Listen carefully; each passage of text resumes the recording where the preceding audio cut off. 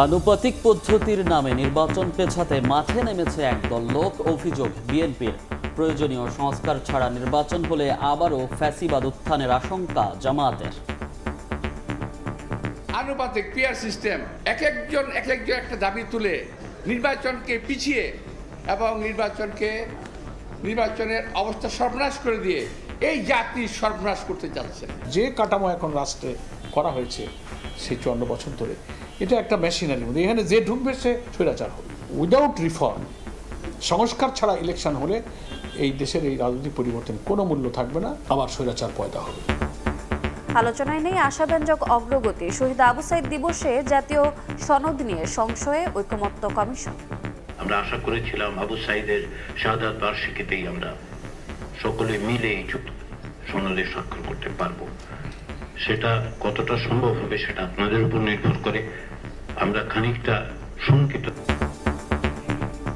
5 August ছাত্র জনতার মুক্তি দিবস পালন করবে এনসিপি। 3রা আগস্ট জুলাই ঘোষণাপত্র ও ইশতেহার পাঠ। সারা দেশে মাসব্যাপী হবে জুলাই পদযাত্রা। কুমিল্লার মুরাদনগরে ধর্ষণ মামলার মূল আসামি গ্রেফতার। নির্যাতনের ভিডিও ছড়ানোর অভিযোগে আটক 4। বিএনপির উপর দোষ চাপানোর ষড়যন্ত্র চলছে, দাবি রিজভির। ছাত্রদল নেতা জনিকে গুম হত্যার ঘটনায় 32 জনকে আসামি করে ট্রাইব্যুনালে অভিযোগ। চানখারপুলে 6 জনকে হত্যা মামলায় গ্রেফতার 4 আসামিকে হাজির। ভালো ছিল আমার ছেলে বহুত আদরে। হাসপাতালে বড় ভাইয়ের মরদেহ দেখে ফেরার পথে ট্রাক চাপা। উত্তরায় ছোট ভাই ও 2 ভাগ্নে নিহত। তেজগাঁয়ে মাইক্রোবাসের ধাক্কায় 2 মোটরসাইকেল আরোহীর প্রাণহানি। এবং অচলাবস্থা কাটার আভাস। মার্চ টু ইন্ডিয়ার কর্মসূচি প্রত্যাহার। চেয়ারম্যান পদত্যাগ না করা পর্যন্ত চলবে শাটডাউন। বিকেলে অর্থ উপদেষ্টার সঙ্গে বৈঠক।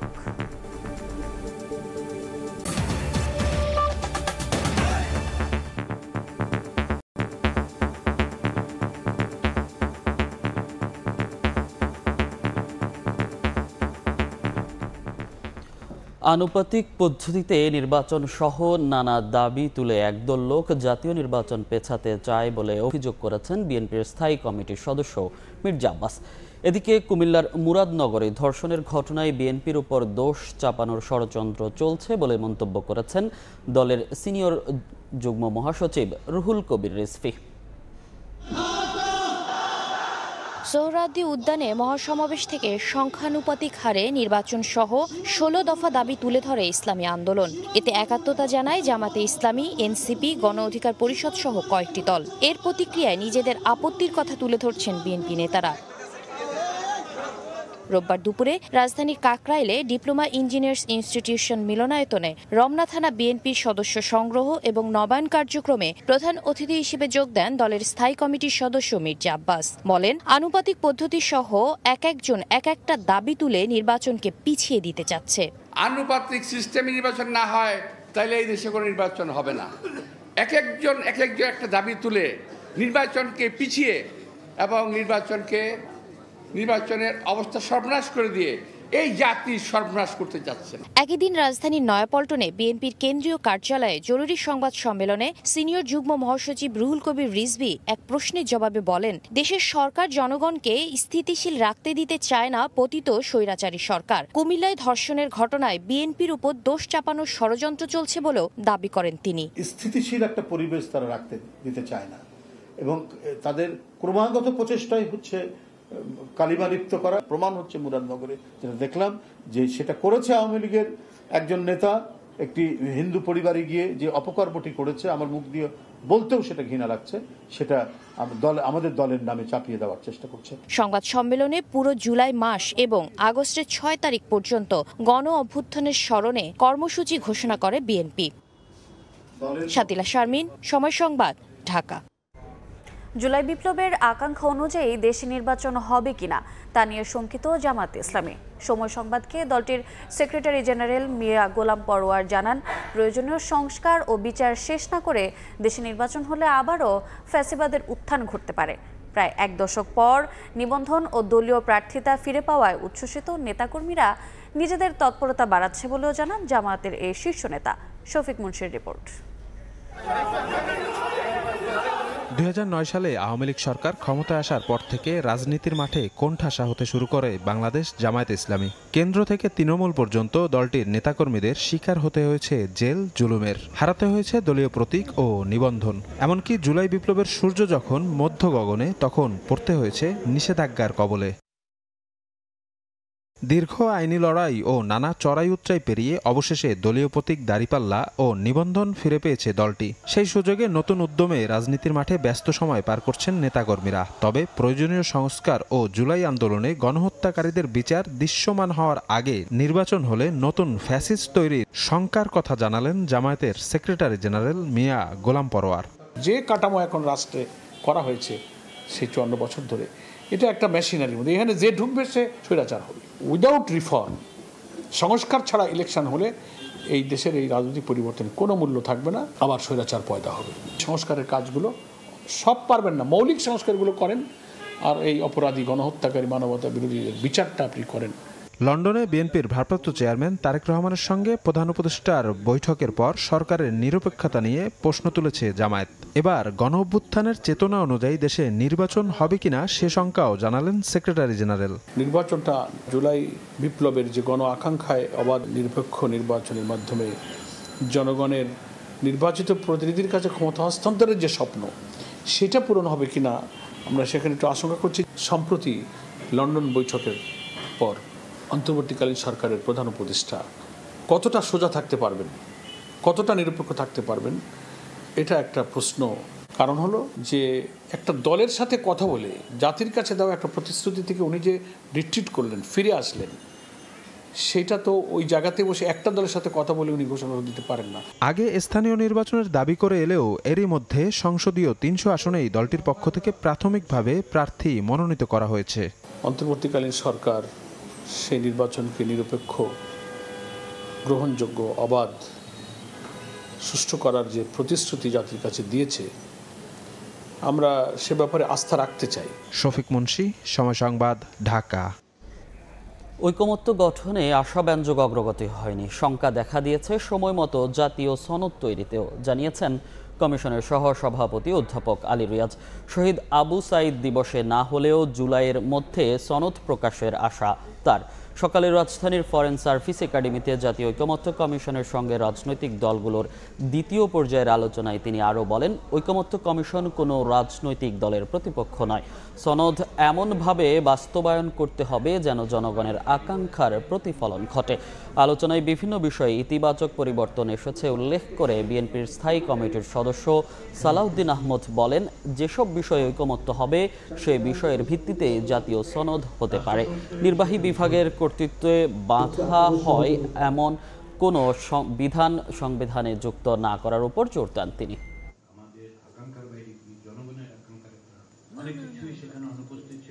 বিভিন্ন বিষয়ে অগ্রগতি হলেও সত্যি কথা হচ্ছে আশাব্যঞ্জক অগ্রগতি ক্ষেত্রে আমরা খানিকটা পিছিয়ে আছি। আমরা আশা করেছিলাম আবু সাইদের শাহাদাত বার্ষিকীতেই আমরা সকলে মিলে এই সনদে স্বাক্ষর করতে পারবো। সেটা কতটা সম্ভব হবে সেটা আপনাদের উপর নির্ভর করে। আমরা খানিকটা শঙ্কিত যে সেই জায়গায় আমরা যাব না। তবে এটা আমি বলতে পারি যে আমাদেরকে অবশ্যই জুলাই মাসের মধ্যেই এই প্রক্রিয়ার একটা পরিণতির দিকে যেতে হবে। এতগুলো পজিটিভ পরিবর্তনের পরেও যদি এখন আমরা প্রতি ক্ষেত্রে যদি জাতীয় ঐকমত্য কমিশনের এই প্রস্তাবগুলো যদি সংবিধানে অন্তর্ভুক্ত করার জন্য আমরা দিনের পর দিন আলোচনা করি, তাতে ফায়দা কি হবে? তো সেই জন্য আমি মনে করি যে ঐকমত্য কিভাবে প্রতিষ্ঠিত হবে এবং সে কোন প্রক্রিয়া সেটা আগে নির্ধারণ করেন। আমরা আসুন একটা ঐকমত্য প্রতিষ্ঠা যে সমস্ত বিষয়ে হবে সেগুলো চার্টার করি, আর যেগুলো বিষয়ে ঐকমত্য প্রতিষ্ঠা হবে না সেগুলো বাস্তবায়ন হবে না, সেটা তো মাননীয় প্রধান উপদেষ্টা তার উদ্বোধনী ভাষণে বলেই দিয়েছিলেন। আমরা সেই জায়গায় যাই। ঐকমত্য কমিশনের সঙ্গে বৈঠক নিয়ে ফরেন সার্ভিস একাডেমিতে কথা বলছেন রাজনীতিবিদরা, সরাসরি যাচ্ছে সেখানে। ঘোষিত হতে পারে। দ্বিতীয় বিষয় হচ্ছে উচ্চকক্ষের আলোচনা হচ্ছে, যেটা আমরা ইভিনিং এ আপনাদেরকে ব্রিফ করব। সবাইকে ধন্যবাদ।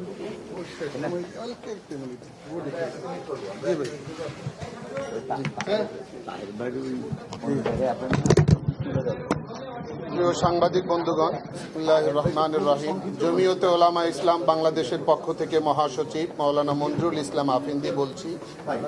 আজকের সপ্তম দিনের সংলাপে যে দুটি বিষয় আলোচনা হয়েছে, প্রথমটি যে সাংবিধানিক ও সংবিধিবদ্ধ প্রতিষ্ঠানগুলোর নিয়োগ কমিটি, এ ব্যাপারে আমাদের দলের আগের অবস্থান আংশিক সহমত ছিল।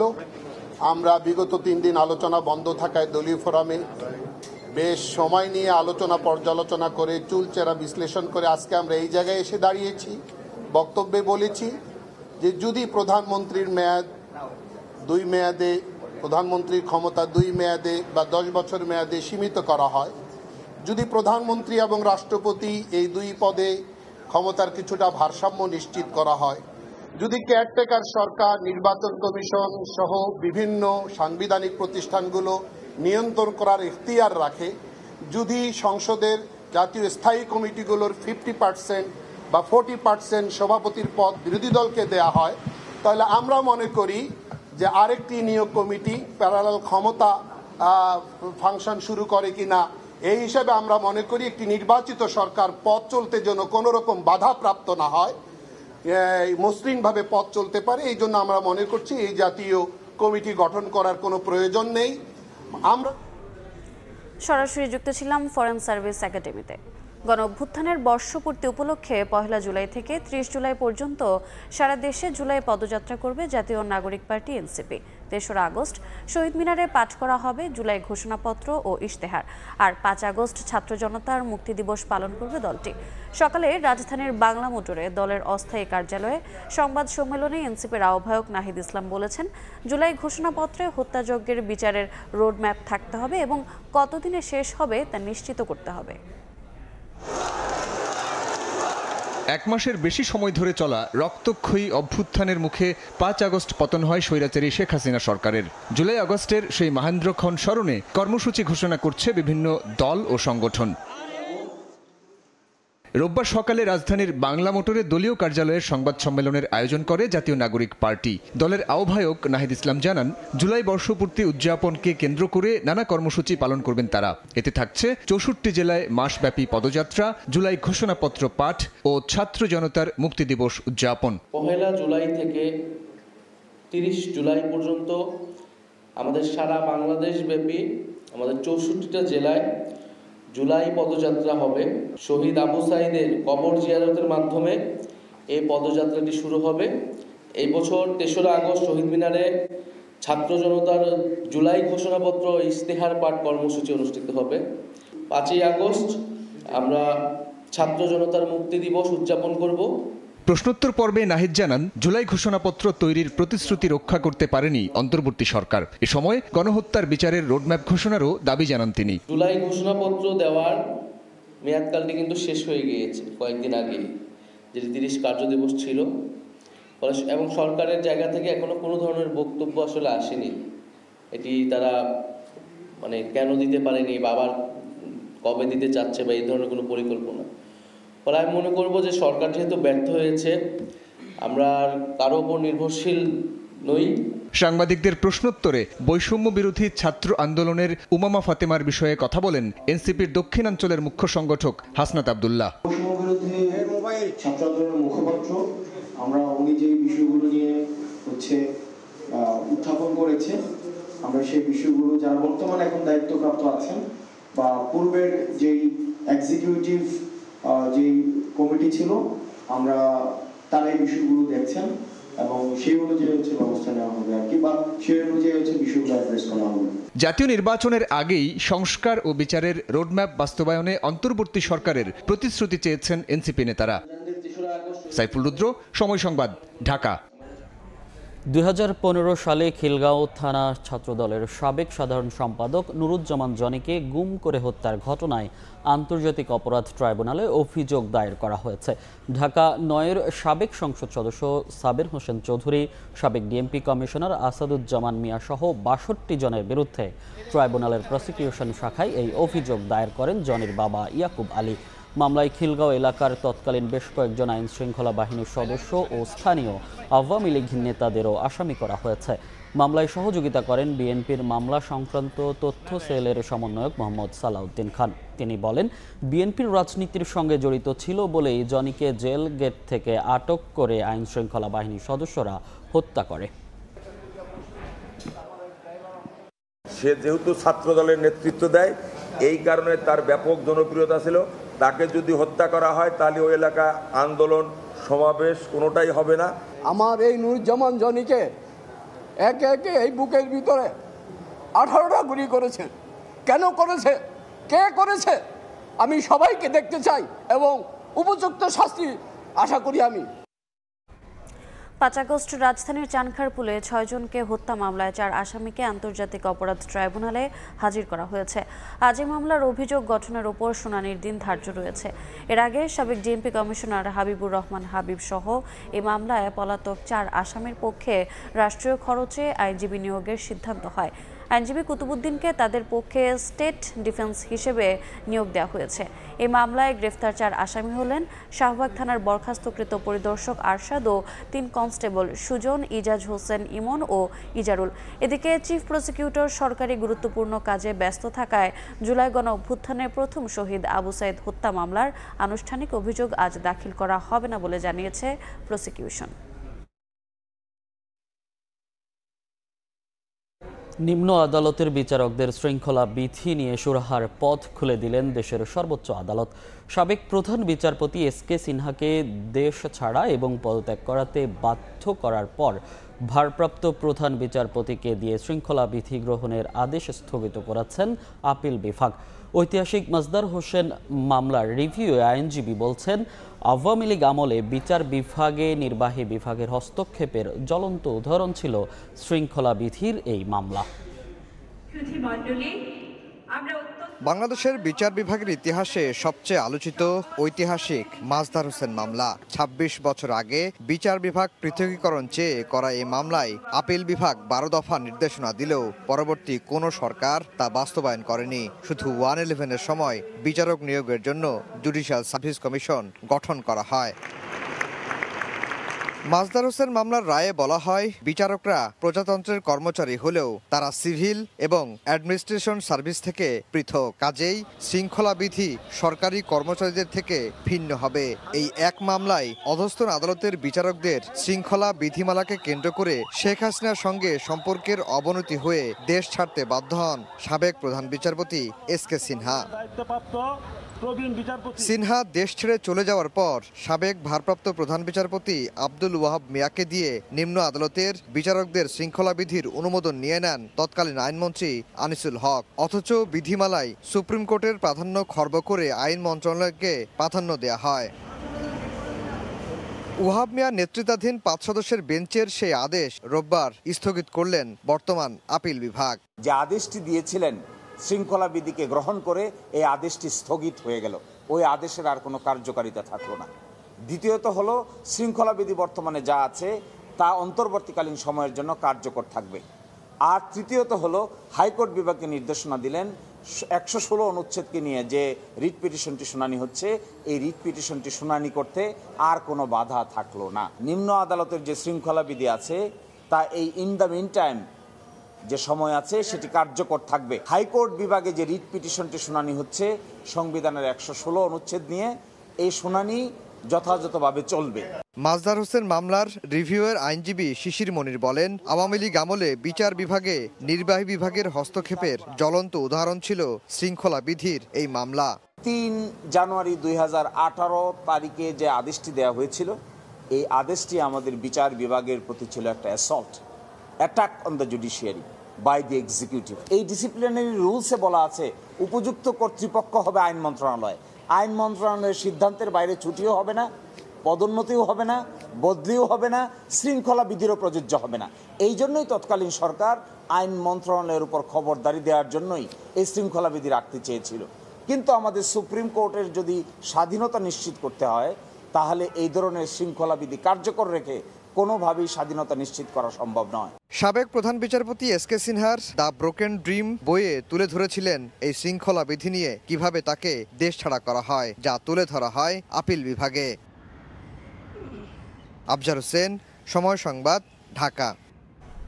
কুমিল্লার মুরাদনগরে ধর্ষণের মামলায় প্রধান আসামি ফজর আলীকে গ্রেফতার করেছে পুলিশ। সকালে রাজধানীর সায়েদাবাদ এলাকা থেকে তাকে গ্রেফতার করা হয়। এছাড়া ভুক্তভোগীর ভিডিও ধারণ করে সামাজিক মাধ্যমে ছড়িয়ে দেওয়ার অভিযোগে 4 জনকে গ্রেফতার করেছে পুলিশ। কুমিল্লার মুরাদনগরে এক প্রবাসীর স্ত্রীকে ধর্ষণের অভিযোগ উঠেছে। এরপর ভুক্তভোগী দায়ের করা মামলার প্রেক্ষিতে মাঠে নামে পুলিশ। পুলিশ জানায়, বৃহস্পতিবার রাতে ভুক্তভোগী ঘরে ঢুকে ধর্ষণের চেষ্টা করলে তার চিৎকারে স্থানীয় লোকজন অভিযুক্ত ফজর আলীকে আটক করে মারধর করলেও সেখান থেকে পালিয়ে যায় সে। এই সময় ঘটনাস্থলে উপস্থিত কয়েকজন ভুক্তভোগী ওই নারীর ভিডিও ধারণ করে সামাজিক যোগাযোগ মাধ্যমে ছড়িয়ে দেয়। যারা ধরে আছে যদি তারা আইডি থাকতে এবং তারা যদি অন্যায় করতে তাহলে বিচার হবে। পরদিন শুক্রবার ফজর আলীকে একমাত্র আসামি করে মামলা দায়ের করেন ভুক্তভোগী নারী। এর প্রেক্ষিতে রোববার ভোর 5টার দিকে রাজধানীর সায়েদাবাদ থেকে প্রধান আসামি ফজর আলীকে গ্রেপ্তার করা হয়। ঘটনাটি সামাজিক যোগাযোগ মাধ্যমে ছড়িয়ে দেওয়ার অভিযোগে অনিক, সুমন, রমজান ও বাবু নামে আরো 4 জনকে গ্রেপ্তার করা হয়েছে। এই মামলার প্রধান অভিযুক্ত মোহাম্মদ ফজর আলী নামে তাকে আমরা গ্রেপ্তার করেছি। ভিডিও ধারণ করে সোশ্যাল মিডিয়ায় ছড়িয়ে দেওয়া সংক্রান্তে আমরা তাদের বিরুদ্ধে পরিচালিত আইন মোতাবেক আইনগত ব্যবস্থা গ্রহণ করা হবে। ফজর আলী আহত থাকায় তাকে আইন অনুযায়ী চিকিৎসা দেওয়ার পর আদালতে তোলা হবে বলে জানিয়েছে পুলিশ। ইশতিয়াক আহমেদ, সময় সংবাদ, কুমিল্লা। এ বিষয়ে আরো জানাতে কুমিল্লা থেকে সরাসরি যুক্ত হচ্ছেন সহকর্মী ইশতিয়াক আহমেদ। সরাসরি যাচ্ছি তার কাছে।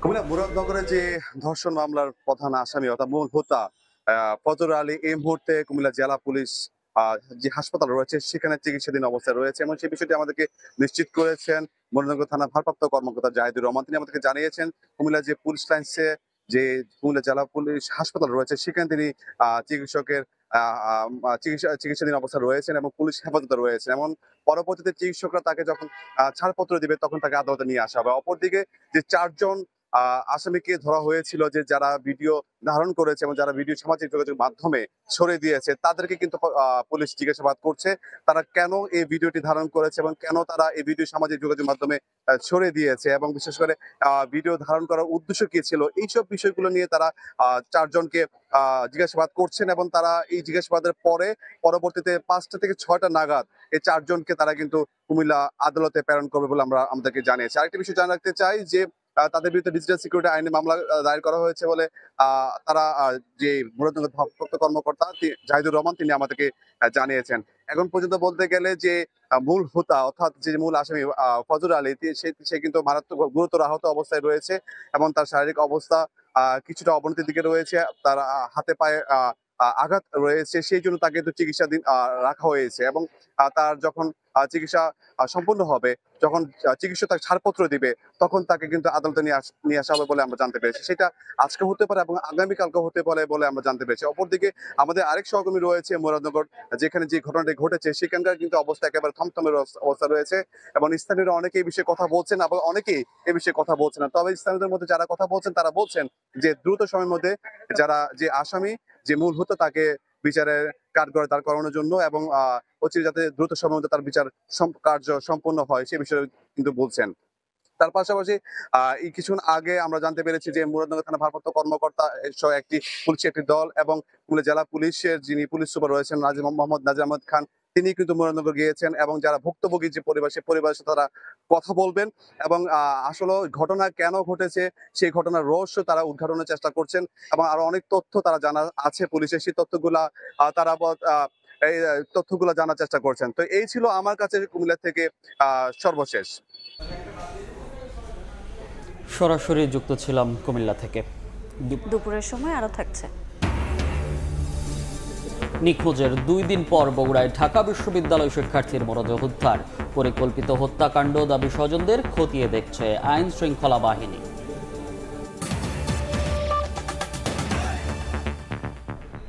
8 আগস্ট নতুন বাংলাদেশ দিবস পালনের সিদ্ধান্ত থেকে সরে এলো সরকার।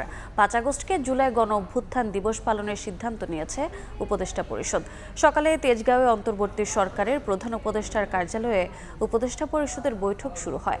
বৈঠকে সভাপতিত্ব করেন অন্তর্বর্তী সরকারের প্রধান উপদেষ্টা অধ্যাপক মোহাম্মদ ইউনূস। বৈঠকে 16 জুলাই শহীদ দিবস ও 5 আগস্ট জুলাই গণ অভ্যুত্থান দিবস হিসেবে পালনের সিদ্ধান্ত হয়। অন্তর্বর্তী সরকারের বিভিন্ন মন্ত্রণালয়ের উপদেষ্টারা উপস্থিত ছিলেন। জাতিগত বৈচিত্র্য ও প্রজন্ম বিবেচনায় সকল সমস্যার সমাধান খুঁজে তার উন্নয়নে কাজ করার তাগিদ দিয়েছেন প্রধান উপদেষ্টা ডক্টর মোহাম্মদ ইউনূস। সকালে নর্থ সাউথ বিশ্ববিদ্যালয় ও ইউনূস সেন্টারের যৌথ আয়োজনে অনুষ্ঠিত সোশ্যাল বিজনেস একাডেমিয়া সংলাপ 2025-এ একথা বলেন তিনি। এ সময় সবাইকে ঐক্যবদ্ধভাবে এগিয়ে যাওয়ার আহ্বান জানান সংলাপে উপস্থিত অন্যান্য উপদেষ্টারা। জাতীয় সঙ্গীত ও সাংস্কৃতিক অনুষ্ঠানের মাধ্যমে নর্থ সাউথ বিশ্ববিদ্যালয় ও ইউনূস সেন্টারের সঙ্গে যৌথ আয়োজনে অনুষ্ঠিত হয়েছে সোশ্যাল বিজনেস একাডেমিয়া সংলাপ 2025। আয়োজনের শুরুতে ভিডিও বার্তায় প্রধান উপদেষ্টা ডক্টর মোহাম্মদ ইউনূস বলেন, একজন গবেষক, শিক্ষক এবং কর্মী হিসেবে সবার উচিত জাতিগত বৈচিত্র্য ও প্রজন্ম ভিত্তিক প্রেক্ষাপটে সকল সমস্যার সমাধান খুঁজে বের করা এবং তার উন্নয়ন করা।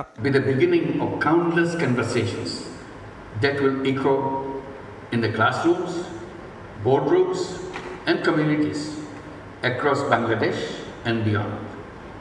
Let us continue to work together in building a world of 3 zeros. আয়োজনে উপস্থিত ছিলেন আরও 2 উপদেষ্টা। তারা বলেন, এগিয়ে চলার অগ্রযাত্রায় সবাইকে এক হয়ে কাজ করতে হবে, হতে হবে একতাবদ্ধ। My ministries must pledge to the carriers of this vision. We must pledge to be the carriers of this vision so that together we can create a new Bangladesh, more humane, more just and more whole. The 3-0 theory is steadily gaining popularity as a forward-thinking and practical model for building a better and more equitable world. It envisions of a future with zero poverty, zero unemployment and zero net carbon emission. দিনব্যাপী এই আয়োজনে NSU, social business centre সহ 3টি centre উদ্বোধন করা হয়। পাশাপাশি আলোচনা হয় উচ্চশিক্ষায়, সামাজিক ব্যবসায় নীতিমালা একীভূত করার প্রক্রিয়া নিয়েও। ধ্রুব ব্যানার্জি, সময় সংবাদ, ঢাকা। মার্চ টু এনবিআর কর্মসূচি প্রত্যাহার করেছে এনবিআর সংস্কার ঐক্য পরিষদ। তবে চেয়ারম্যান পদত্যাগ না করা পর্যন্ত শাটডাউন কর্মসূচি চলবে। দুপুরে সাংবাদিকদের এসব কথা জানান ঐক্য পরিষদের নেতারা। এদিকে কর্মসূচির ফলে ব্যাহত হচ্ছে আমদানি রফতানি কার্যক্রম। তবে সচল আছে বন্দর দিয়ে পাসপোর্টধারী যাত্রী চলাচল।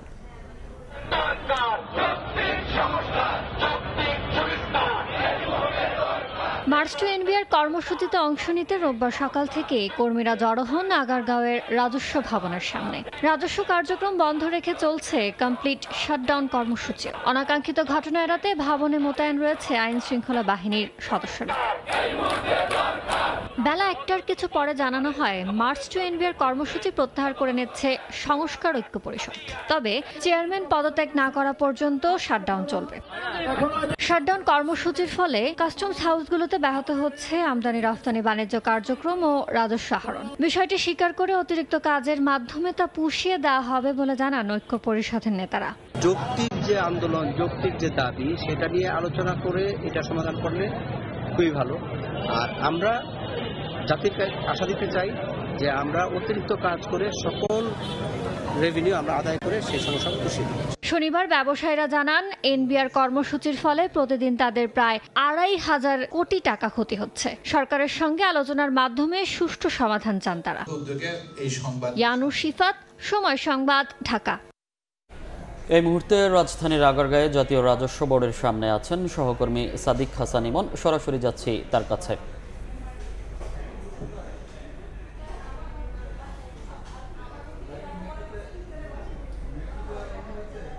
রয়েছে জাতীয় রাজস্ব বোর্ডের সামনে। সেখানে দেখতে পাচ্ছি এখন কিন্তু গুঁড়ি গুঁড়ি বৃষ্টি হচ্ছে। সেই বৃষ্টিপাতের কারণে দেখা যাচ্ছে যে এখানে কর্মকর্তারা যে ধরনের বিক্ষোভ চালু করেছিলেন সেখান থেকে কিন্তু তারা একটু একটু করে উঠে যেতে শুরু করেছেন।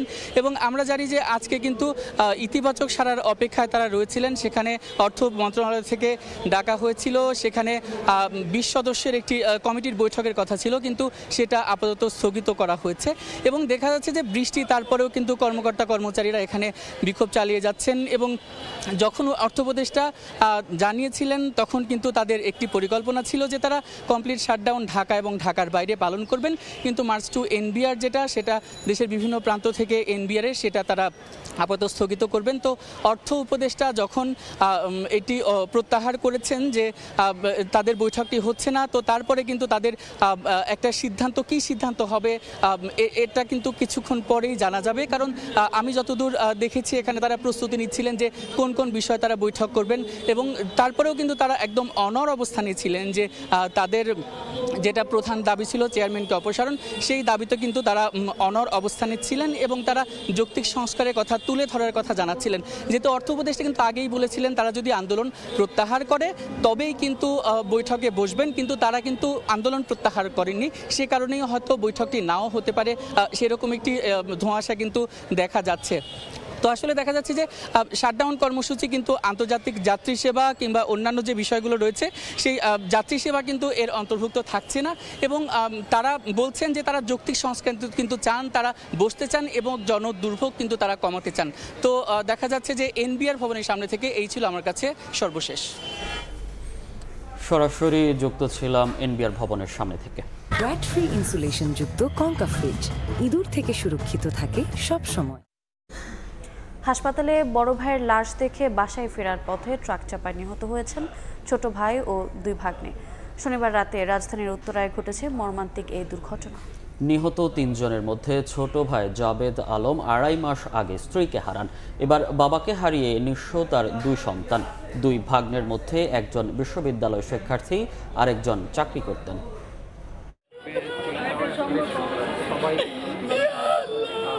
রাজধানীর উত্তরার একটি হাসপাতালে মারা যাওয়া বড় ভাই খুরশেদ আলমের লাশ দেখে বাসায় ফিরতে ২ ভাগ্নের সহ যানবাহনের অপেক্ষায় সড়কে দাঁড়িয়েছিলেন ছোট ভাই জাবেদ আলম। এ সময় তাদেরকে চাপা দেয় পাথর বোঝাই একটি ট্রাক। ঘটনাস্থলেই মারা যান ৩ জন। নিহতদের মধ্যে জাবেদ ব্যবসা করতেন। তার এক ভাগ্নে ফাহিম উদ্দিন বিন আহমেদ আহসানুল্লাহ বিজ্ঞান ও প্রযুক্তি বিশ্ববিদ্যালয়ে পড়ছিলেন। আরেক ভাগ্নে খাজা নাইমুল হক ট্রাভেল এজেন্সিতে চাকরি করতেন।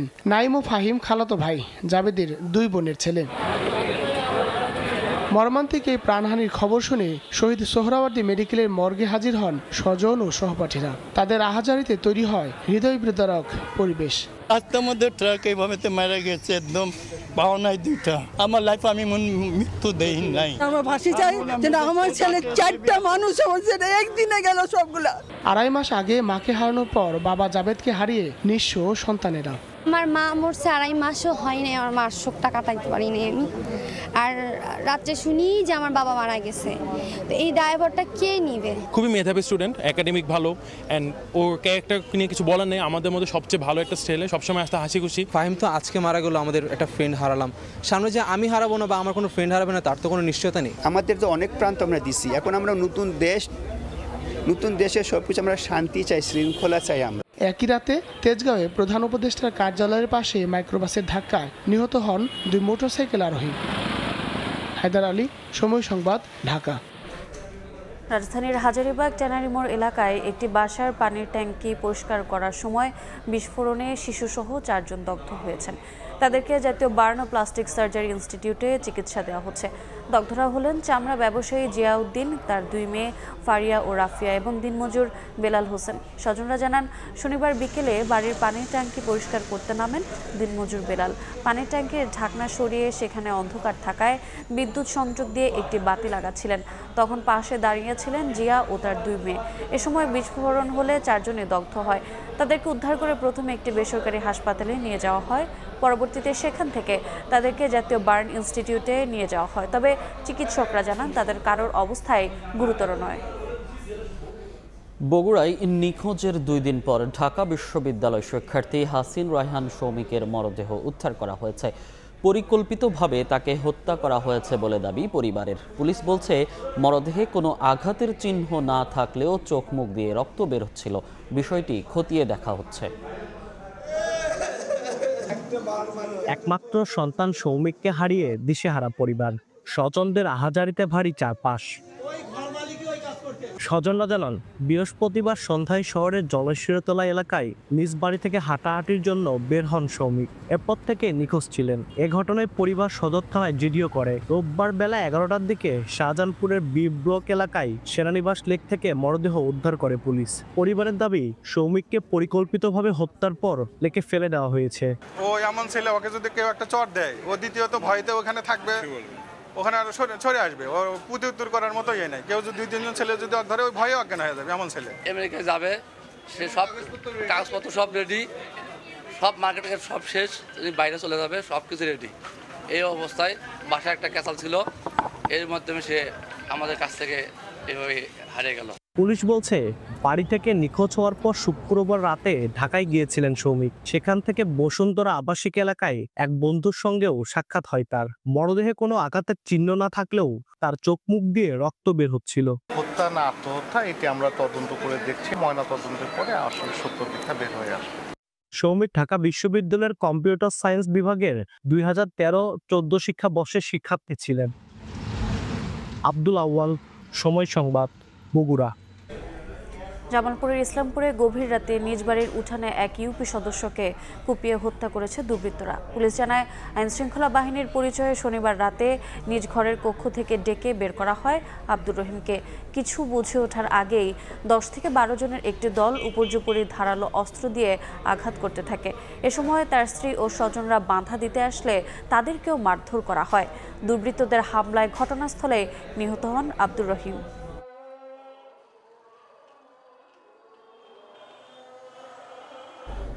দুপুরের সময় আরও থাকছে। পাকিস্তানের সেনাবাহিনীর উপর গাড়ি বোমা হামলায় ভারতকে দায়ী করল ইসলামাবাদ। নিজেদের ব্যর্থতা ঢাকতেই এমন দাবি, বলছে নয়াদিল্লি। অভিযোগ অস্বীকার।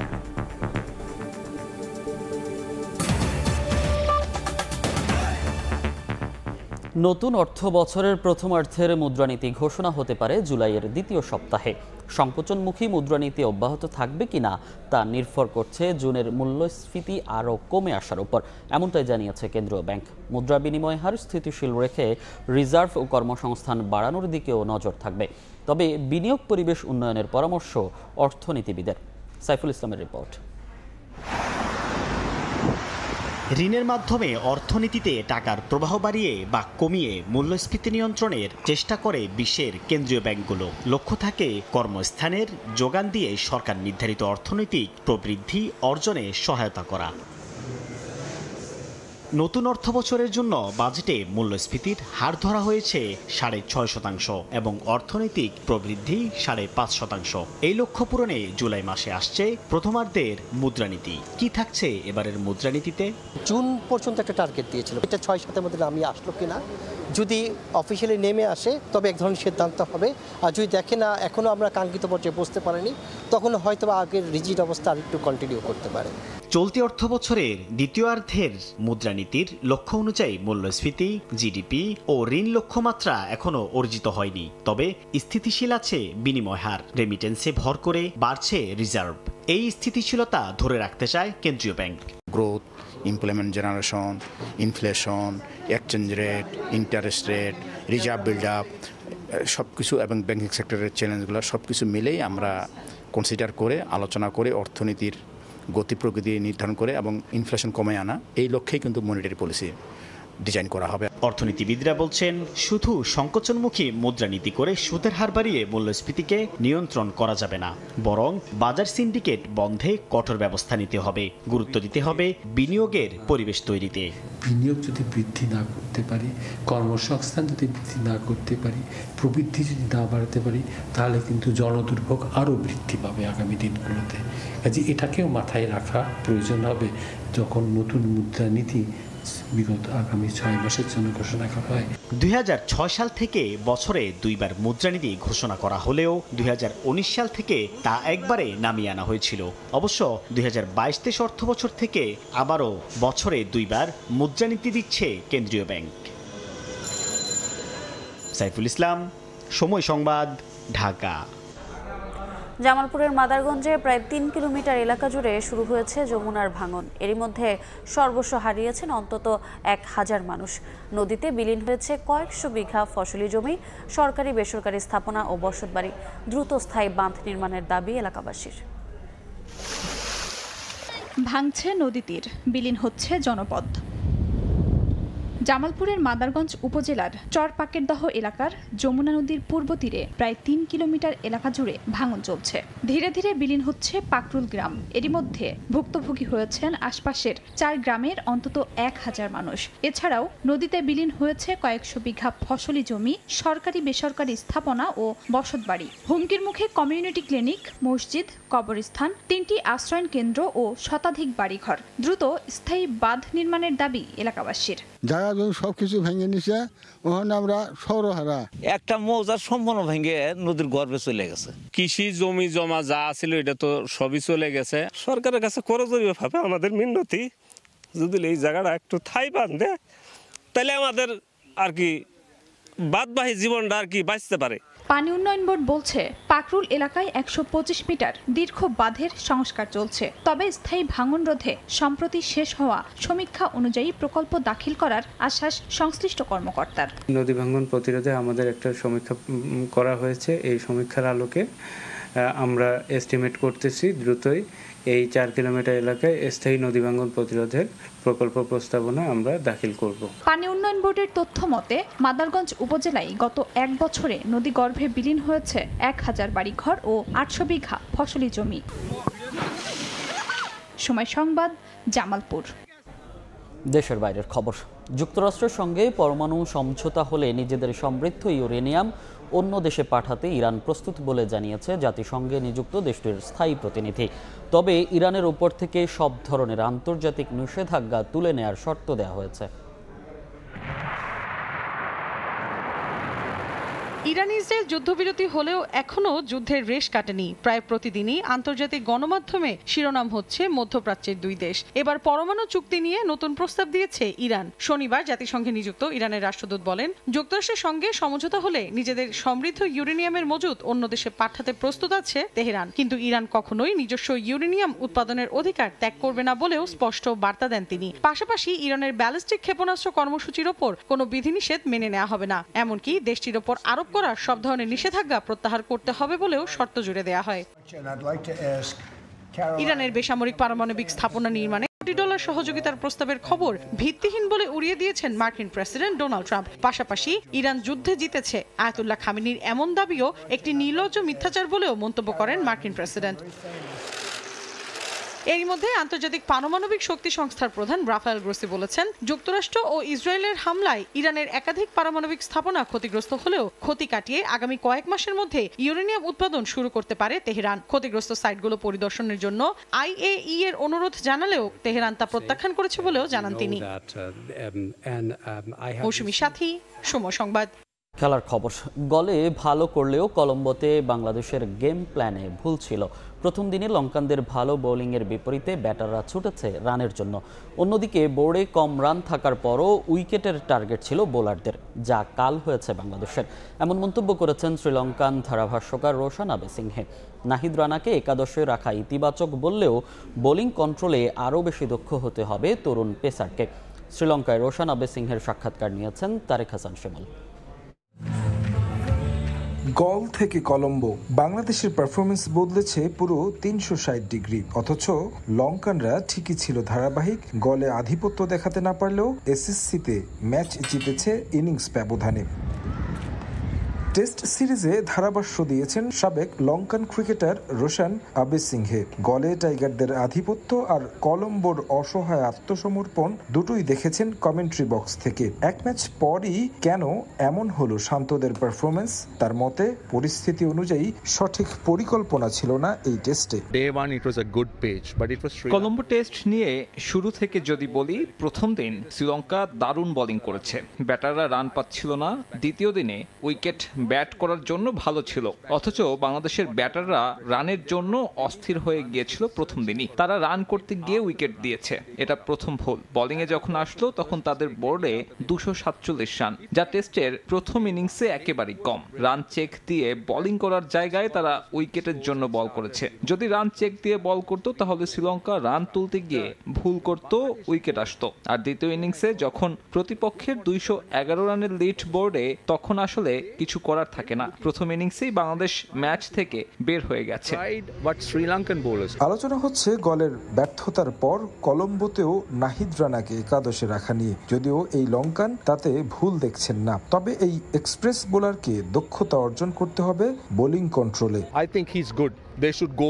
আমার মনে হয় না নাহিদ রানাকে এই টেস্টে নেওয়া ভুল হয়েছে। তাকে নিয়ে এগিয়ে যাওয়া উচিত। সে এমন একজন বোলার যে দলকে অতিরিক্ত গতি দিতে পারে। 145 কিলোমিটারের বেশি গতিতে বল করা সাধারণ বিষয় নয়। তবে একটা বিষয়ে গুরুত্ব দেওয়া দরকার, তা হলো কন্ট্রোল। তাকে বোলিংয়ে নিয়ন্ত্রণ করা শেখাতে হবে। তার দ্বিতীয় ও তৃতীয় স্পেল দারুণ ছিল। নাইম হাসানও দারুণ বোলিং করেছে। আমি বুঝলাম না কেন তাকে এত দেরিতে বোলিংয়ে আনা হলো।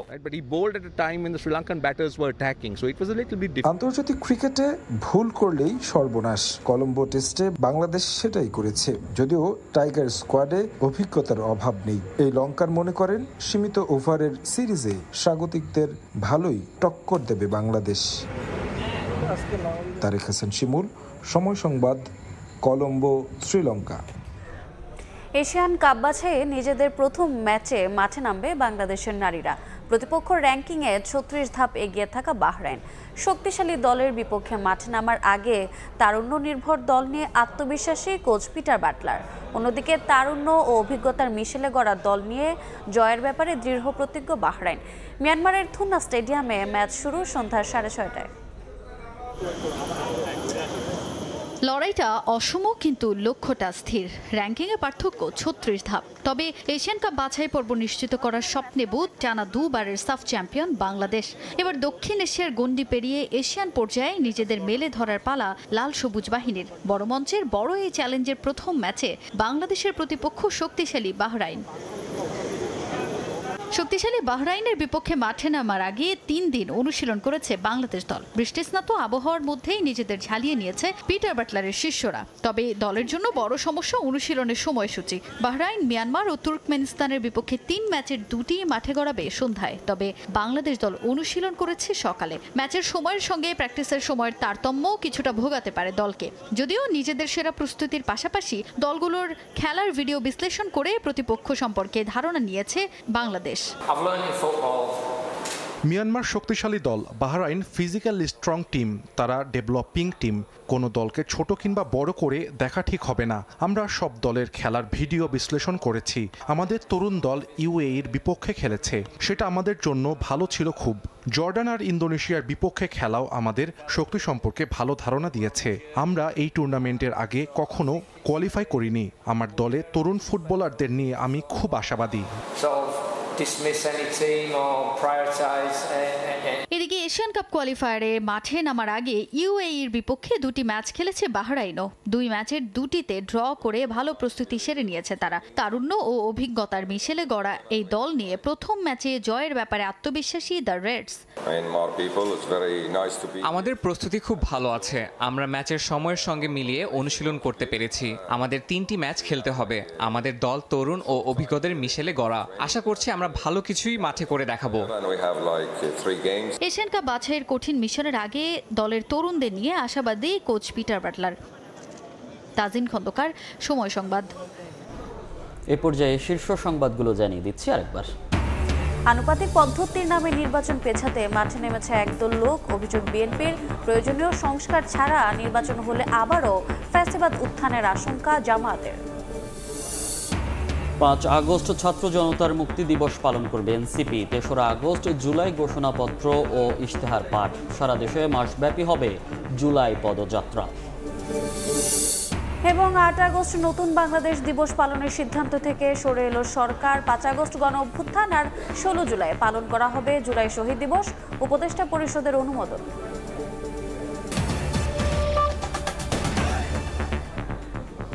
এই ছিল দুপুরের সময়। সঙ্গে থাকুন সময়।